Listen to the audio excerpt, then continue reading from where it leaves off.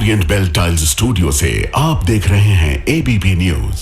नमस्कार, ABP news पर हाजिर हूं मैं रुमाना इसार खान। वक्त हो गया है जनहित के संडे एडिशन का। सबसे पहले बात क्रिकेट की करेंगे क्योंकि हमें पता है आपका दिल और दिमाग इस वक्त वहीं लगा हुआ है। कोलंबो में T20 वर्ल्ड कप में भारत ने पाकिस्तान को 176 रन का टारगेट दिया है और बड़ा ही हाई वोल्टेज मैच इस वक्त चल रहा है। लेकिन अभी मैं बात उस हाई फाई बेइज्जती की करने जा रही हूं जो आज फिर से पाकिस्तान की हो गई है और बेइज्जती का चौका खाकर भी, अपनी गैरत बेचकर भी वो भारत के साथ खेल रहा है। कोलंबो के ग्राउंड पर आज वही हुआ जो पहले से होना तय था। टॉस पाकिस्तान ने जीता, लेकिन माइंड गेम भारतीय कप्तान सूर्य कुमार यादव ने जीता। पाकिस्तान के कप्तान सलमान आगा से सूर्य ने हाथ नहीं मिलाया। बता दिया सिंधु नदी में जब भी हमारे गुस्से का पानी अभी भी बह रहा है और पहलगाम में 25 भारतीयों का लहू हम भूले नहीं हैं। हमारा ऑपरेशन सिंदूर अभी भी ऑन है। अब मैं आपको दिखाने जा रही हूं वो तस्वीर जब कोलंबो के प्रेमदासा स्टेडियम में दोनों कप्तान टॉस के लिए मैदान में आए। सिक्का भी उछाला गया। पाकिस्तान ने टॉस जीता, पहले बल्लेबाजी चुनी, माफ कीजिएगा, पहले गेंदबाजी पाकिस्तान ने चुनी और भारत को पहले बल्लेबाजी का न्योता दिया। लेकिन इसके बाद भारतीय कप्तान सूर्य कुमार ने पाकिस्तान के कप्तान सलमान आगा से हाथ नहीं मिलाया और बैटिंग की तैयारी करने के लिए वो चल पड़े। करोड़ों क्रिकेट फैंस की जितनी दिलचस्पी इस मैच में है, उतनी ही कल से इसमें भी थी। क्या आज दोनों कप्तान हाथ मिलाएंगे? क्या सलमान आगा ने हाथ आगे बढ़ाया तो सूर्य कुमार का हाथ भी आगे बढ़ेगा? सूर्य कुमार ने पूरा सस्पेंस बना के रखा हुआ था, कल ही कह दिया था देखते जाओ क्या होगा। शेक हैंड होना है, होगा नहीं होगा, इस पे क्या कहेंगे? अब 24 घंटा रुक जाओ ना, उसके लिए इतना अभी उस पे पर्दिए क्यों डालना है? अब हम गेम क्रिकेट खेलने आए, अच्छा क्रिकेट खेलेंगे, वो सब कॉल लेंगे बाद में। कल वेट करो ना, अच्छे से खाना खाओ, सो जाओ, कल देखते हैं। प्लेयर्स ने आपस में हाथ नहीं मिलाया था, आप ये तवक्को करेंगे कि दोबारा गेम उसी स्पिरिट में वापस जाए? मुझे ऐसा लगता है कि गेम वैसे ही होनी चाहिए जैसे पिछले जब से क्रिकेट स्टार्ट हुई है वैसे हो रही है। तो शाम 6:30 बजे सूर्य कुमार ने वही किया जो 100% तय था। बता दिया कि पाकिस्तान सिर्फ क्रिकेट में 2-2 हाथ तक तो ठीक है, लेकिन हाथ मिलाने का तो सवाल ही नहीं उठता जो भारतीयों के खून से रंगे हुए हाथ हैं। पाकिस्तान की बेइज्जती का चौका है ये, क्योंकि हैट्रिक एशिया कप में लगा दी गई थी जब एशिया कप के 3 मैचेस में भारत ने पाकिस्तान को हराया था और तीनों ही बार ना तो टॉस के बाद हाथ मिलाया, ना ही मैच के बाद खिलाड़ियों ने हाथ मिलाया और ना ही मैच के पहले और मैच के बाद कप्तानों ने हैंडशेक किया। आज कोलंबो में भी कप्तान सूर्य कुमार ने भारत का वही रुख, वही एटीट्यूड पाकिस्तान को लेकर कंटिन्यू किया है। शाम को पाकिस्तानी क्रिकेटर शोएब अख्तर मेरे साथ लाइव थे। भारत के हाथ ना मिलाने को लेकर जो तकलीफ उनके शब्दों में उभर कर सामने आई, उस पर मोहम्मद कैफ ने भी अपनी प्रतिक्रिया दी है। वो भी हमारे साथ लाइव थे शो में, सुनिए जरा। खत्म करो यार, खत्म करो, क्या ये मसला डाल के बैठ के हो यार? अच्छा नहीं है मैसेज बच्चों के लिए। जो यंगस्टर देख रहा है वो क्या सोचेगा इंडिया पाकिस्तान में बैठ के कि ऐसे करते हैं हमारे बड़े, और यही इनकी परंपराएं हैं, यही इनकी रवायात हैं, यही ये काम करते हैं। ये अच्छा नहीं है रुमाना। It's very sad to see this. I don't like that at all. Kaif भाई,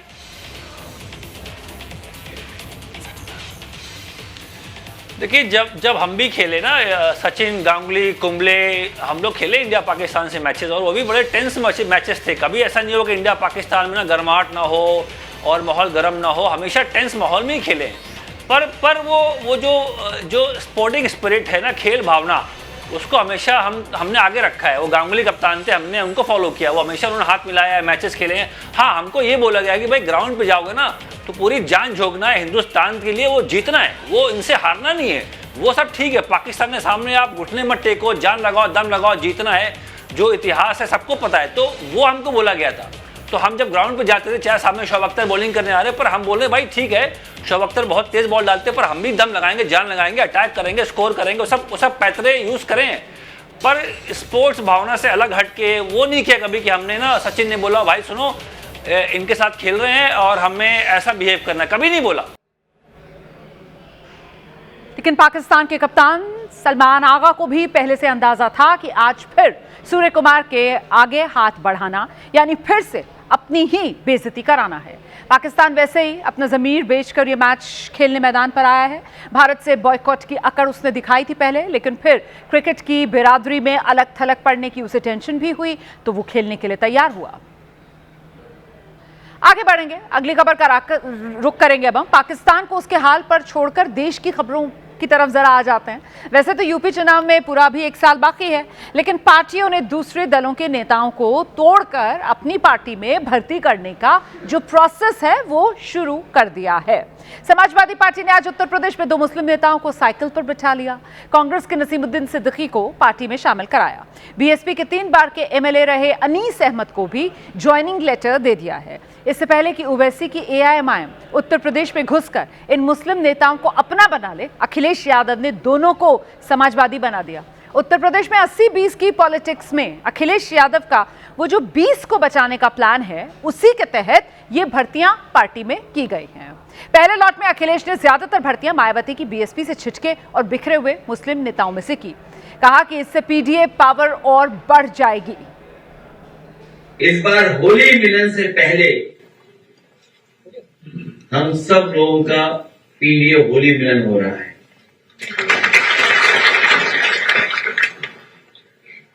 ये ज्वाइनिंग इसलिए बड़ी मानी जा रही है क्योंकि ये पीडीए की जीत को और बड़ा करेगी।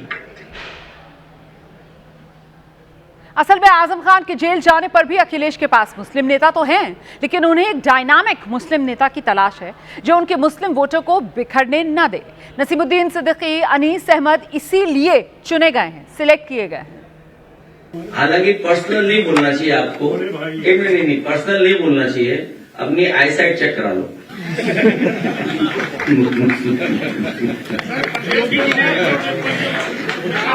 आपके लिए पर्सनल नहीं बोलना है, लेकिन फिर भी आईसाइट चेक करा के रखो। तो दिखाई नहीं दे रहा आपको कुछ। अच्छा, अखिलेश जो है वो बात बहुजन की जरूर करते हैं, लेकिन इसमें भी फोकस उत्तर प्रदेश के 20 यानी मुसलमानों पर रहता है। और इस चिंता की वजह बड़े और छोटे ओवैसी का वो खुला ऐलान कि अब वो यूपी की तरफ रुख कर रहे हैं। इलेक्शन तो हम लड़ेंगे इंशाअल्लाह, चाहे कुछ भी हो जाओ।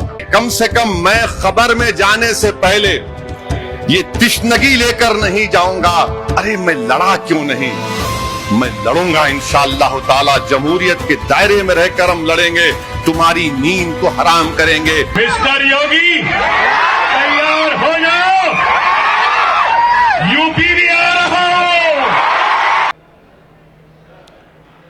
तो ओवैसी खुला ऐलान कर चुके हैं कि यूपी की 48 सीटों पर असर डालेंगे। समाजवादी पार्टी की दुकान बंद करवाकर खुद मुसलमानों के लीडर बनेंगे।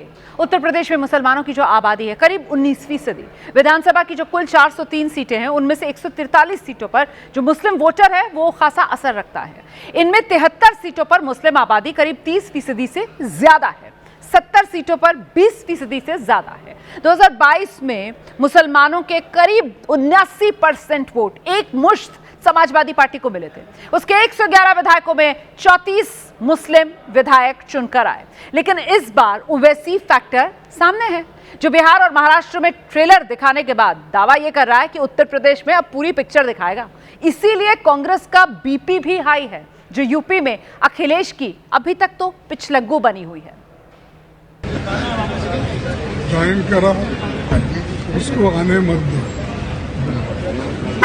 वो एक बार आएगा, वो तो खत्म हो जाएगा, नेशनल पार्टी नहीं है, लेकिन हमको खत्म करके जाएगा।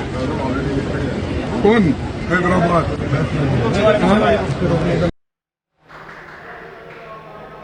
और इतने ही बेचैन अखिलेश भी हैं, इसीलिए अभी से लग गया है कि क्यों ना ओवैसी की पतंग उड़ने से पहले यूपी के सारे मुस्लिम नेताओं को वो अपनी साइकिल पर बिठा लें। इसी काम में वो लग गए हैं। अखिलेश के पास अभी अफजाल अंसारी, इकरा हसन, जियाउर रहमान बर्क, मुहिबुल्ला नदवी, आलम बदी जैसे मुस्लिम चेहरे हैं। इस लिस्ट में अब नसीमुद्दीन सिद्दीकी, अनीस अहमद, फूल बाबू, इनको जोड़ लीजिए आप। इसके बाद उनका अनुमान ये है कि ये सब मिलकर तो उत्तर प्रदेश में ओवैसी फैक्टर को यकीनन फेल कर देंगे। अब यूपी में किसी वक्त मायावती ने मुस्लिम और ब्राह्मण का एक कॉम्बिनेशन बनाया था। आज अखिलेश भी वैसी ही कोशिश में जुटे हुए हैं। जब उन्होंने मां अहिल्याबाई की तस्वीर देकर नसीमुद्दीन सिद्दीकी का पार्टी में वेलकम किया। नसीमुद्दीन की बीएसपी सरकार में कभी तूती बोला करती थी। मिनी सीएम नसीमुद्दीन सिद्दीकी कहलाया करते थे मायावती के राज में। 7 मंत्रालय उनके पास हुआ करते थे। लेकिन 2017 में बीएसपी से निकाल दिया गया। खुद की पार्टी राष्ट्रीय बहुजन मोर्चा उन्होंने बनाई, लेकिन पार्टी चली नहीं। 2018 में नसीमुद्दीन सिद्दीकी कांग्रेस में पहुंच गए और तब से वहीं थे। हाल ही में कांग्रेस नसीमुद्दीन सिद्दीकी ने यह कहकर छोड़ी कि 8 साल से कांग्रेस में तो वो खाली बैठे हुए थे, लेकिन बीएसपी नसीमुद्दीन के मन से आज भी नहीं गई है। नई पार्टी ज्वाइन की, लेकिन करने के बाद पहले ही भाषण में फिसल पड़े। जुबान कैसे फिसली, सुनिए। आज जो लोग बहुजन समाज पार्टी में शामिल हुए, बहुजन समाज पार्टी से, बहुजन समाज पार्टी में नहीं, बहुजन समाज पार्टी से समाजवादी पार्टी में शामिल हुए। तो खैर, इसके बाद नसीमुद्दीन सिद्दीकी ने खुद को संभाला, अखिलेश के कसीदे पढ़े। बीजेपी कह रही है ये नसीमुद्दीन भला क्या अखिलेश का नसीब सुधारेंगे। वो नसीमुद्दीन सिद्दीकी ने वो बहुजन समाज पार्टी के सुप्रीमो मायावती जी की किताबों का कुछ हिसाब नहीं किया था। अब वो शायद कोई हिसाब नया लेकर के सपा सुप्रीमो के पास जा रहे होंगे। हिसाब किताब करने वाली पार्टियां हैं, वोट बैंक, बैंक बैलेंस, यही सब उनकी रणनीति का हिस्सा है। तो अब नसीमुद्दीन सिद्दीकी कोई नया बैंक बैलेंस लेकर के जा रहे होंगे। अब उत्तर प्रदेश में चुनाव अगले साल है, लेकिन महाराष्ट्र में ऐसा कुछ नहीं है। ऐसे में लोगों को समझ नहीं आ रहा है कि ये टीपू सुल्तान पर बेमौसम विवाद महाराष्ट्र में क्यों खड़ा हो गया। बात का बतंगड़ बनाना, बाल की खाल निकालना, तिल का ताड़ बनाना, इन सारे मुहावरों का एक ही मतलब होता है, जैसे तैसे करके कोई भी विवाद खड़ा करना। महाराष्ट्र में टीपू सुल्तान पर बहस शुरू हो गई। शुरू में 2 पार्टियां इसमें कूदी, लेकिन कांग्रेस ने टीपू की शिवाजी महाराज से तुलना करके इस बहस को झगड़े फसाद तक अब पहुंचा दिया है। महाराष्ट्र कांग्रेस के अध्यक्ष छत्रपति शिवाजी महाराज और टीपू सुल्तान पर बयान दे चुके हैं। आज महाराष्ट्र के 2 जिलों में सड़क छाप टकराव की शक्ल इस बयान की वजह से ले ली गई है। तस्वीरें आपको दिखा देती हूं। एक तस्वीर पुणे की, जहां शिवाजी महाराज पर हर्षवर्धन सपकाल के बयान के विरोध में आज भारी बीजेपी कार्यकर्ताओं ने हंगामा किया। प्रदर्शन के दौरान बीजेपी कार्यकर्ता तख्तियां, पोस्टर लेकर पहुंचे हुए थे। पोस्टर में महाराष्ट्र कांग्रेस अध्यक्ष को टीपू सुल्तान जैसा दिखाते हुए हर्षुद्दीन टीपू सुल्तान ये नाम पोस्टर्स पर दिया गया। महाराष्ट्र कांग्रेस प्रमुख के खिलाफ ऐसा ही प्रदर्शन अहिल्यानगर में भी किया गया। बीजेपी कार्यकर्ताओं ने हर्षवर्धन सपकाल की तस्वीरें सड़क पर चिपका दी और फिर उन्हें अपने जूतों से, अपने पैरों से, चप्पलों से रौंदा। सपकाल के खिलाफ अपना गुस्सा निकाला। टीपू सुल्तान को लेकर छत्रपति शिवाजी महाराज पर बयानबाजी से भड़की बीजेपी ने कांग्रेस अध्यक्ष सपकाल के खिलाफ पुणे के पार्वती थाने में एक मामला दर्ज करवा दिया है। वहीं कांग्रेस ने आरोप लगाया कि पुणे में प्रदर्शन के दौरान बीजेपी कार्यकर्ताओं ने कांग्रेस भवन पर पथराव कर दिया, जिससे गाड़ियों के शीशे टूट गए। कांग्रेस के कई कार्यकर्ता और पुलिस वाले भी घायल हुए हैं। इसके बाद कांग्रेस कार्यकर्ता भी थाने के बाहर धरने पर बैठ गए। वहीं अहिल्यानगर में कांग्रेस के खिलाफ सड़कों पर उतरे बीजेपी नेताओं ने बड़बोले बयान दिए हैं। इस सियासी तनाव को और हवा दे दी है। अहिल्यानगर में एक बीजेपी नेता ने कह दिया, सपकाल की जीप काटने वाले को इनाम दिया जाएगा। और अब आगे छत्रपति शिवाजी महाराज और टीपू सुल्तान पर ये जो राजनीति उबाल मार रही है, इसकी वजह जानिए। टीपू सुल्तान को लेकर इस विवाद की शुरुआत मालेगांव से हुई।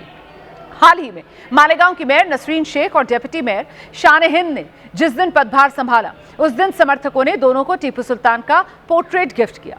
मेयर नसरीन शेख ने टीपू का फोटो रखा, लेकिन डिप्टी मेयर ने तस्वीर को दफ्तर की दीवार पर लगा दिया। शिवसेना और बीजेपी ने टीपू की तस्वीर लगाने का विरोध किया। डिप्टी मेयर ऑफिस से टीपू सुल्तान की फोटो फिर हटाई गई। इसके बाद कायदे से विवाद तो खत्म हो जाना चाहिए था, लेकिन विवाद खत्म नहीं हुआ है, क्योंकि महाराष्ट्र में कांग्रेस अध्यक्ष ने कल बैठे बिठाए एक बयान देकर इस मुद्दे को और तूल दे दिया है। हर्षवर्धन सपकाल ने मैसूर के टीपू सुल्तान को मराठा साम्राज्य के संस्थापक छत्रपति शिवाजी महाराज के बराबर बता दिया है। सुनिए बयान। त्यांचा आदर्श घेऊन टिपू सुलतान यांनी इंग्रजांच्या विरोधात कुठेतरी लढा पुकारला होता आणि त्या अर्थानं टिपू सुलतान हे एक शौर्य गाजवणारे एक योद्धे होऊन गेले, एक भारताचे भूमिपुत्र होऊन गेले। त्यांनी कधी कुठल्याही विखारी विचारांना त्यांनी जवळ केलं नाही, तर एक शौर्याचं लक्षण म्हणून टिपू सुलतानांना आपण शिवाजी महाराजांच्या समकक्ष बघितलं पाहिजे। तो महाराष्ट्र के मुख्यमंत्री देवेंद्र फडणवीस ने प्रदेश कांग्रेस अध्यक्ष के बयान को शर्मनाक बताते हुए कहा, यह तुलना बर्दाश्त नहीं की जाएगी। लेकिन इसके बाद टीपू वाले विवाद में कांग्रेस को असदुद्दीन ओवैसी का साथ मिल गया है। हर्षवर्धन सपकाल ने जिस प्रकार से छत्रपति शिवाजी महाराज की तुलना टीपू सुल्तान के साथ की है, हम इसकी निंदा करते हैं। इस प्रकार की बात अगर कांग्रेस पार्टी कहती है तो वोटों के लालच में ये कितने भी जूते चाटे, महाराष्ट्र और देश इसको सहन नहीं करेगा, हम इसको सहन नहीं करेंगे। अंग्रेजों से लड़कर टीपू की शहादत हुई, जेल में बैठकर टीपू तुम्हारे वीर की तरह 6 लव लेटर नहीं लिखा अंग्रेजों को मैं माफ कर दो, तुम जो बोले मैं करता हूं। बात सच नहीं है देवेंद्र फडणवीस साहब कि टीपू की लाश के पास से, उसके पास से अंगूठी निकली सोने की, उस पे क्या लिखा हुआ था? राम। टीपू सुल्तान को लेकर यह विवाद जो है वो पुराना है। हालांकि अब तक इस पर कर्नाटक में ज्यादा विवाद होता रहा, लेकिन अब महाराष्ट्र इस सियासत का मैदान बनता हुआ नजर आ रहा है। अब आगे आपको पश्चिम बंगाल लेकर चलूंगी, जहां 2 महीने बाद चुनाव होने हैं, लेकिन चुनाव के ऐलान से पहले पश्चिम बंगाल की फिजा में बाबरी का रंग घुल गया है और सवाल पूछे जा रहे हैं, बाबरी मस्जिद निर्माण का ये रंग किसकी चुनावी होली बनाएगा और किसकी चुनावी होली बिगाड़ेगा। 4 दिन पुरानी तस्वीरें, जब टीएमसी के पूर्व नेता हुमायूं कबीर ने मुर्शिदाबाद में बाबरी मस्जिद का निर्माण शुरू करवाया। निर्माण जब शुरू कराया उन्होंने, तो पहली ईंट से लेकर कन्नी तक उन्होंने खुद चलाई। अब वैलेंटाइन डे के दिन हुमायूं ने धमकी देते हुए ये कह दिया था कि उनके मस्जिद निर्माण को अगर किसी ने रोकने की कोशिश की तो उसे वो 10 फीट जमीन में दफना देंगे। बाबरी के लिए हुमायूं को मौत की कुर्बानी भी कबूल है। अर्जुन सिंह यदि और बाबार यदि ठीक থাকে জন্মে, তাহলে বাবরি মসজিদ ভাঙতে আসবে, ওকে 100 মিটার দূরে জ্যান্ত 10 ফুট মাটির তলায় পুঁতে দেবো। তার জন্য হুমায়ুন কবিরের ফাঁসি হলে ভারতবর্ষের সংবিধানে ফাঁসির কাঠে ঝুলে যাবে। हुमायूं कबीर की इस धमकी का बैकग्राउंड बीजेपी नेता अर्जुन सिंह का बयान। मुर्शिदाबाद में बाबरी मस्जिद निर्माण शुरू होने के बाद बीजेपी नेता अर्जुन सिंह ने दावा किया, मस्जिद निर्माण भले ही शुरू हो गया हो, पूरा नहीं हो पाएगा। भारतवर्ष में एक बार हमने बाबरी मस्जिद को तोड़ के राम मंदिर बना दिया है, दूसरा बाबरी बनाने नहीं देगा। अभी कुछ खर्चा कर ले, दीवार वाल खड़ा करे, बुलडोजर लगा के नहीं, उसको हाथ से जैसे तोड़े थे उस समय हम लोग फिर तोड़ेंगे, और उसकी कोई औकात नहीं है कि बाबरी मस्जिद वो बनाए। मस्जिद बना सकता है, मस्जिद के लिए हमें कोई आपत्ति नहीं। अब बीजेपी भले ही मुर्शिदाबाद में बाबरी मस्जिद पूरा ना होने देने का दावा कर रही हो, लेकिन बाबरी मस्जिद निर्माण ने हुमायूं कबीर को सियासी माइलेज तो यकीनन दिला दी है।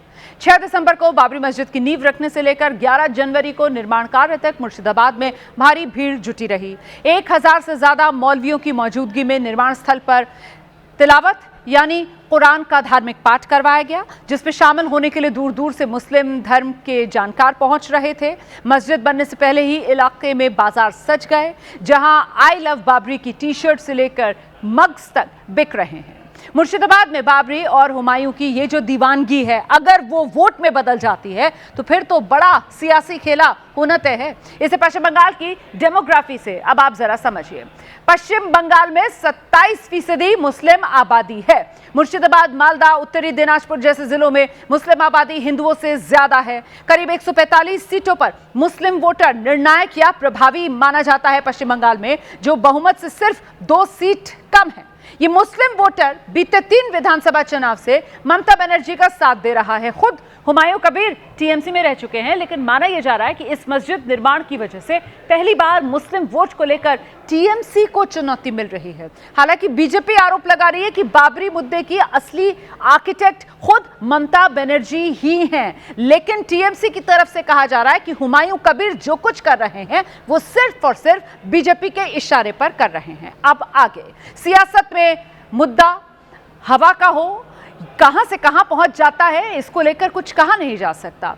हम उस रियल हवा की बात कर रहे हैं जो आज यूपी से दिल्ली की ओर चली है और दिल्ली से फिर यूपी पहुंच गई है। दिल्ली में वायु प्रदूषण और इस पर राजनीति का सीजन, वैसे तो देखिए दिसंबर से लेकर जनवरी तक, मतलब वो सर्दी वाला सीजन पीक पर होता है। अब फरवरी चल रही है और फरवरी में भी प्रदूषण पर पॉलिटिक्स की फाइल जो है वो बाहर निकल आई है। यूपी में मुख्यमंत्री योगी आदित्यनाथ ने प्रदूषण पर बोलते हुए दिल्ली का जिक्र कर दिया। सवाल उठ गए, क्या सीएम दिल्ली में अपनी ही पार्टी की रेखा गुप्ता सरकार की खिंचाई कर रहे हैं? लेकिन इसमें एक ट्विस्ट आया जब सवाल उठे कि जिनके खुद को शहर धूल और प्रदूषण के भरे हुए हैं, क्या उन्हें दिल्ली के प्रदूषण पर सवाल उठाने चाहिए? आगे बढ़ेंगे। शनिवार को दरअसल मुख्यमंत्री योगी आदित्यनाथ गोरखपुर में थे, वहीं अपने भाषण में वो प्रदूषण पर बोले थे और उसी में उन्होंने दिल्ली के प्रदूषण का जिक्र किया था। दिल्ली में घुटन भरी जिंदगी हो गई है, ऐसे लगता है जैसे गैस चैम्बर में हो। एयर क्वालिटी इंडेक्स में 400 से ऊपर, दम घुटता है, आंखों में जलन होती है, श्वास लेने में दिक्कत होती है। डॉक्टर को बुजुर्गों के लिए, बीमारों के लिए, बच्चों के लिए कहना पड़ता है कि आप घर से बाहर मत निकलिए, इतनी खराब स्थिति होती है। दरअसल सीएम योगी बस उदाहरण दे रहे थे, समझा रहे थे कि गोरखपुर का हाल भी दिल्ली जैसा ना हो जाए। लेकिन दिल्ली का नाम लेते ही दिल्ली में तो बीजेपी की विरोधी आम आदमी पार्टी को बेहतरीन मौका मिल गया। आम आदमी पार्टी के सांसद संजय सिंह कह रहे हैं, लग रहा है आदित्यनाथ जी भूल गए दिल्ली में बीजेपी की सरकार है, या फिर वो जानबूझकर मोदी और रेखा गुप्ता को एक्सपोज करने के लिए ये बयान दे रहे हैं। दिल्ली में बीजेपी की ट्रिपल इंजन की सरकार है, 12 साल से केंद्र में बीजेपी की सरकार, 1 साल से दिल्ली में बीजेपी की सरकार, एमसीडी में भी अब तो सत्ता बीजेपी की है। खैर, योगी आदित्यनाथ के बयान को लेकर रेखा गुप्ता सरकार ने कोई प्रतिक्रिया, कोई रिएक्शन नहीं दिया। लेकिन लखनऊ में अखिलेश यादव सीएम योगी पर हमला करने से नहीं चूके। और अब तो हवा खराब होने की बात चलने लगी है। लखनऊ वाले कह रहे हैं दिल्ली की हवा खराब है। सच्चाई तो यह है कि दोनों ही हवा खराब है और दोनों की हवा खराब है। अखिलेश ने प्रदूषण पर अपनी बात सियासी तंज में कह डाली, लेकिन सोशल मीडिया पर दोनों तरफ के लोग बहसबाजी में उलझे हुए हैं। जब यूपी में ही प्रदूषण से बुरा हाल, तो योगी ने दिल्ली को ही गैस चेंबर क्यों बताया? उत्तर प्रदेश की शहरों का उदाहरण योगी आदित्यनाथ ने क्यों नहीं दिया? क्योंकि वायु प्रदूषण को लेकर CREA की जो ताजा रिपोर्ट आई है, उसमें उत्तर प्रदेश की रिपोर्ट ज्यादा खराब है। इसमें देश के जो टॉप 10 प्रदूषित शहर हैं, उसमें 5 शहर तो उत्तर प्रदेश के ही हैं। PM 2.5 कणों के स्तर के आंकलन के आधार पर जो असम का बर्नीहाट है वो पहले नंबर पर है, दिल्ली दूसरे नंबर पर है और यूपी का गाजियाबाद तीसरे, नोएडा चौथे नंबर पर, 5वें पर गुरुग्राम है, 6ठे पर फिर से उत्तर प्रदेश का ग्रेटर नोएडा, 7वें पर भिवाड़ी, 8वें पर हाजीपुर, 9वें पर फिर से उत्तर प्रदेश का मुजफ्फरनगर और 10वें नंबर पर भी उत्तर प्रदेश का ही हापुड़ है। रही बात दिल्ली की, तो अक्सर यह भी आरोप लगता रहता है कि दिल्ली में प्रदूषण की वजह सिर्फ दिल्ली नहीं है, गाजियाबाद, फरीदाबाद से उड़कर धूल आती है यहाँ पर, नोएडा, गुरुग्राम से आने वाली लाखों गाड़ियां, उनसे निकलता धुआं, ये भी तो दिल्ली को गैस चेंबर में बदलने के लिए कोई कम जिम्मेदार नहीं है। और ऐसे में ये जो सियासी लड़ाई छिड़ी हुई है, इसमें तो ऐसा लग रहा है जैसे योगी आदित्यनाथ का बयान खुद बीजेपी की ही दिल्ली सरकार को शर्मिंदा कर रहा है। और अब video of the day. Cricket Bharat में सिर्फ एक खेल का नाम नहीं है, ये दिल से जुड़ा मामला है। क्रिकेट एक इमोशन है। कोलंबो में भारत और पाकिस्तान का मैच चल रहा है। इस मैच में भारत की जीत के लिए देश के जवानों ने अपनी टीम को ऑल द बेस्ट कहा। CRPF के जवानों ने तिरंगा लहराकर भारतीय टीम को शुभकामनाएं दी हैं। ये मैसेज था कि कोलंबो में भी पाकिस्तान का वही हाल करना जैसा ऑपरेशन सिंदूर में भारतीय सेना ने कराची और लाहौर तक पाकिस्तान का हाल किया था। और अब नजर डालते हैं आज के जनहित मंत्र पर। जीवन एक युद्ध है, इसके 2 विकल्प हैं, इससे भाग लो या फिर इसमें भाग लो। तो जनहित में आज इतना ही, मुझे इजाजत दीजिए।